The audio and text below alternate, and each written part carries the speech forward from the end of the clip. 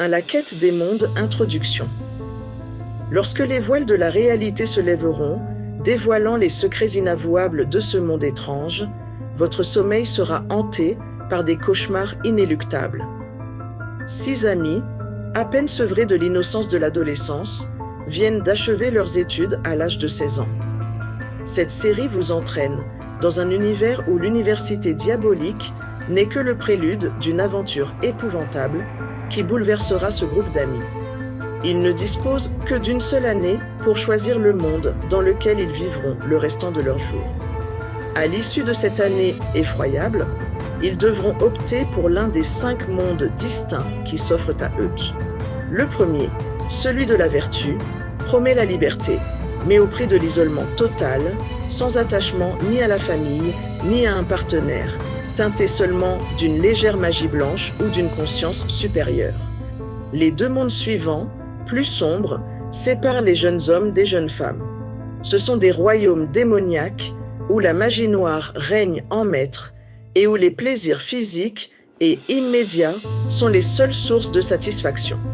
Le 4e monde, réservé à une élite intellectuelle, offre une existence où la création de services et de produits innovants assure richesse et accès à la propriété. Enfin, le 5e monde, choisi par la majorité des étudiants, est une réplique de notre propre réalité, avec une vie familiale, mais sans aucune possession matérielle, car rien ne peut y être acheté. La vie y est une lutte quotidienne pour louer biens et services, garantissant ainsi une existence précaire mais durable. En parallèle de ce récit, chers lecteurs, vous découvrirez une terre devenue en grande partie inhabitable, peuplée par une poignée d'êtres humains triés sur le volet. L'eugénisme, pratiqué des années durant, a engendré une race d'êtres humains d'une intelligence supérieure, répartis en 3 catégories distinctes.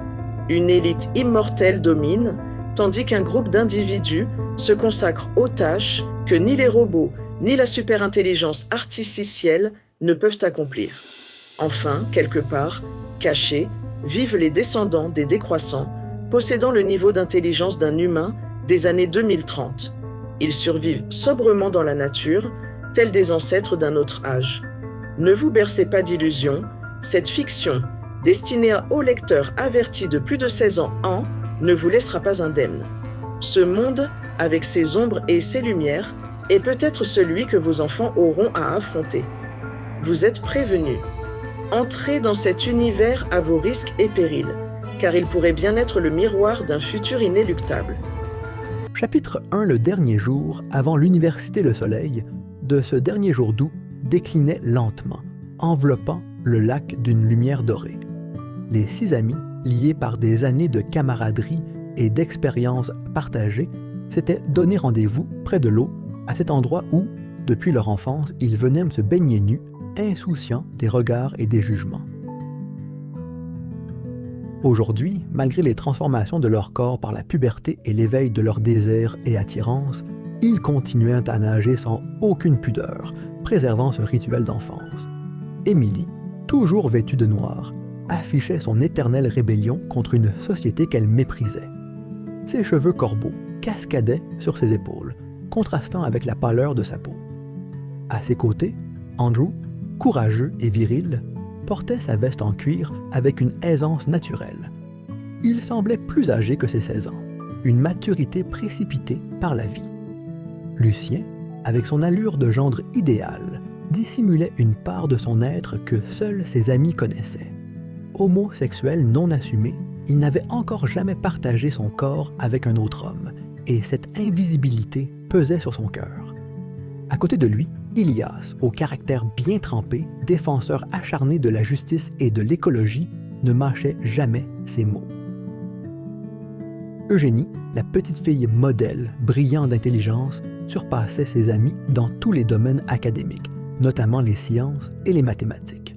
Dominique, quant à elle, mystique et spirituelle, était fascinée par la vie après la mort et la conscience. Elle aimait tirer les cartes pour prédire des abominations à ses amis, un passe-temps qui la ravissait. Le lac, généralement désert, offrait une quiétude bucolique.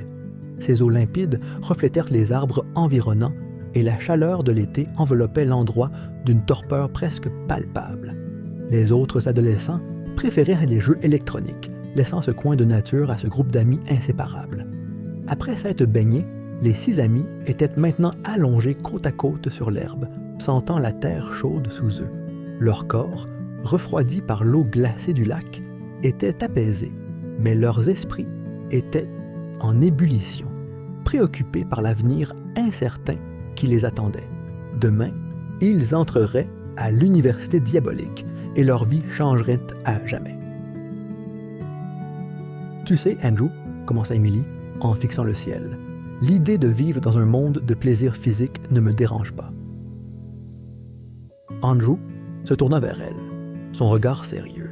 « Vraiment, cette idée de magie noire, d'une vie débauchée, ça ne te fait pas peur? » Emily haussa les épaules. « La peur, c'est pour ceux qui ne savent pas ce qu'ils veulent. Moi, je suis prête à tout pour vivre pleinement. » Lucien, allongé à côté d'eux, soupira. « Moi, je ne sais pas ce que je veux. Vivre en couple, être en CSN moi-même. Mais ce monde de soi-disant hétéros, alors que nombreux sont des homos refoulés et honteux, me dégoûte. » Eugénie, allongée sur le dos, les observait avec un sourire consistant. « Je vais révolutionner le monde. J'ai déjà des idées pour une entreprise qui changerait tout. » Ilias, les bras croisés derrière la tête, ferma les yeux. « Tout ce que je veux, c'est vivre tranquillement. Pas de magie noire, pas de production incessante, juste vivre. » Dominique, toujours allongé, murmura « La spiritualité, la liberté, c'est mon chemin. Mais qui sait ce que cette année nous réserve? » Ils savaient tous que demain marquerait le début d'une nouvelle ère. Contrairement à leur monde, ils n'avaient aucune information sur ce qui les attendait après l'université, à part dans le monde normal d'où ils venaient. À peine l'année terminée, chacun serait envoyé dans le monde qu'il aurait choisi ou qui lui serait imposé.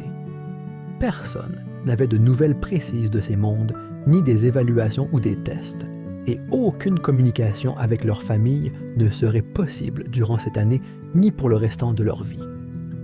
Le silence de la campagne était seulement interrompu par le chant des oiseaux et le doux clapotis de l'eau contre les rives. Ce soir, ils quitteraient leur famille pour toujours. Demain matin, ils partiraient pour l'université, un aller sans retour. « On sera encore ensemble demain, à l'université, » dit Andrew, brisant le silence. « Quoi qu'il arrive, on reste soudés. »« Toujours, » répondit Émilie, les yeux brillants d'une détermination farouche. Lucien hocha la tête, une lueur d'espoir dans le regard. « Oui, on restera ensemble. » Soudain, le son lointain des cloches du village retentit, annonçant le début de la grande fête d'adieu. Les familles se rassemblaient pour dire au revoir à leur adolescent de 16 ans, une tradition empreinte de tristesse et de célébration. Chaque famille savait que les enfants ne restèrent que 16 ans avant de quitter le nid pour toujours. « Mais c'est l'heure, » murmura Eugénie, se redressant avec une certaine gravité. Les 6 amis se levèrent lentement, jetant un dernier regard au lac qui avait vu grandir leur amitié. Ils prirent le chemin du village où les festivités battaient déjà leur plein. Les parents, les frères et sœurs, les voisins, tous étaient là pour dire adieu. Sous les lampions colorés et les banderoles, les familles échangèrent des sourires forcés et des larmes discrètes. La musique joyeuse contrastait avec le poids des adieux. Les adolescents, un par un, se fondirent dans les bras de leurs proches, imprégnant ces derniers instants de tendresse et de promesses murmurées. Andrew serra sa mère contre lui, essayant de ne pas montrer son émotion.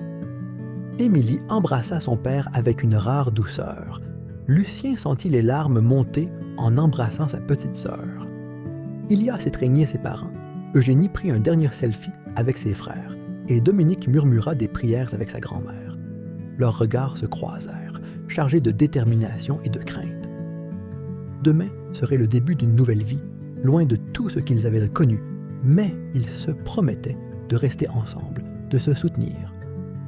Sous le ciel étoilé, au cœur de leur village natal, les 6 amis se préparaient à affronter leur destin.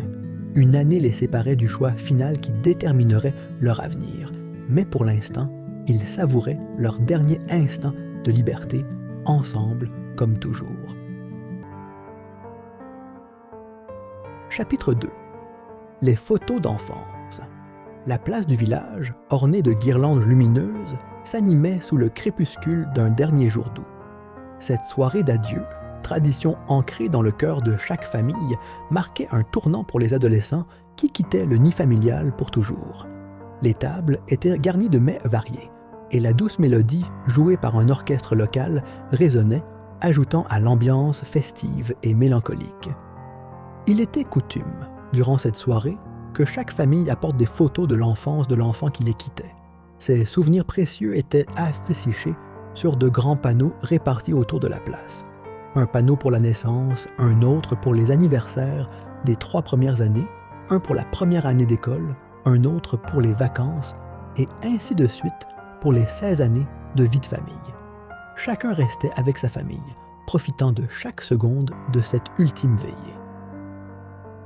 Les familles parcouraient les dizaines de panneaux, admirant et commentant les moments figés dans le temps.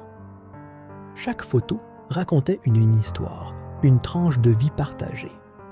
Lorsque vint le moment du dessert, les familles se rassemblèrent à nouveau autour des tables.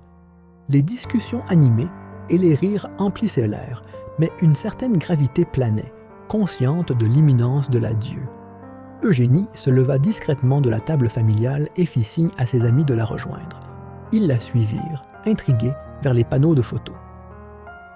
« Venez, j'ai quelque chose à vous montrer, » dit-elle avec un sourire énigmatique. Les amis la suivirent en silence, chacun d'eux plongé dans ses propres pensées. Devant le panneau des photos de naissance, Eugénie s'arrêta et les invita à observer attentivement. « Regardez bien ces photos, » dit-elle. « Voyez-vous quelque chose d'étrange? » Un à un, ils examinèrent tous les clichés. Une mère souriante dans un lit d'hôpital, tenant son nouveau-né, avec le père à ses côtés. Ils décrivirent ce qu'ils voyaient, mais rien ne semblait hors de l'ordinaire. « Où veux-tu en venir? » demanda Andrew, perplexe. « Regardez les fleurs, » insista Eugénie. « Regardez la bouteille d'eau, le décor de la chambre. » Un silence assourdissant tomba sur le groupe. Les amis échangèrent des regards inquiets. « Vous voyez, » continua Eugénie, « tout est identique dans chacune des photos. Exactement la même mise en scène, sauf les parents et le bébé qui change. » Émilie, rouge à lèvres noires, prit la parole. « J'ai lu des livres sur les grossesses à la bibliothèque. La maman souffre durant des heures. Ses seins doublent de volume. Elle est parfois défigurée par la grossesse. Et ici, sur les photos, les mamans semblent en parfaite forme, comme si elles revenaient de vacances. » Le groupe décida de retourner à table et de poser quelques questions à leur famille. Chacun d'eux demanda à ses parents comment s'était passé l'accouchement et la durée de la douleur, ainsi que comment s'étaient déroulés les 9 mois d'attente. Les réponses furent identiques. On est arrivé à l'hôpital, le col était bien dilaté et en à peine 30 à 40 minutes. Tu es venu au monde presque sans douleur. Quant à la grossesse, contrairement à ce qu'on lit, je ne m'en suis presque pas rendu compte. Le ventre a grossi. J'ai arrêté de travailler 2 mois avant, mais je n'ai eu aucun problème. Quelque chose ne tournait pas rond. Les 6 amis commencèrent alors à inventer des scénarios plus dingues les uns que les autres, y compris l'idée que des extraterrestres les auraient déposés, effaçant la mémoire de leurs parents. Ils n'en sauraient pas plus ce soir-là. Le premier jour à l'université commençait à 14h le lendemain. Il était temps de rentrer en famille et de se donner rendez-vous à 10h au bus du village. Chacun rentra chez lui, l'esprit en ébullition. Ils avaient tellement de choses en tête qu'ils ne pouvaient pas dormir. Finalement, ils ne trouvèrent le sommeil que pour 1 ou 2 heures à peine, leurs esprits envahis par les questions sans réponse et l'angoisse de l'inconnu qui les attendait. Le village, en cette dernière nuit d'août, respirait la nostalgie et l'incertitude, tandis que les jeunes se préparaient à franchir le seuil d'une nouvelle vie, pleine de mystères et de promesses.